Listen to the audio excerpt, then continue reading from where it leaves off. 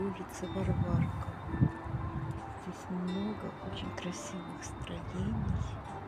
Еще с 15 века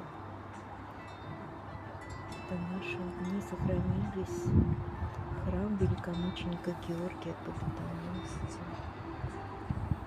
Знаменский монастырь, палата Романовых, келейный корпус Знаменского монастыря, церковь Максима Блаженного, старый английский двор и храм Варвары. Очень красиво, особенно если смотришь со ступенек Зарядья, парка Зарядье.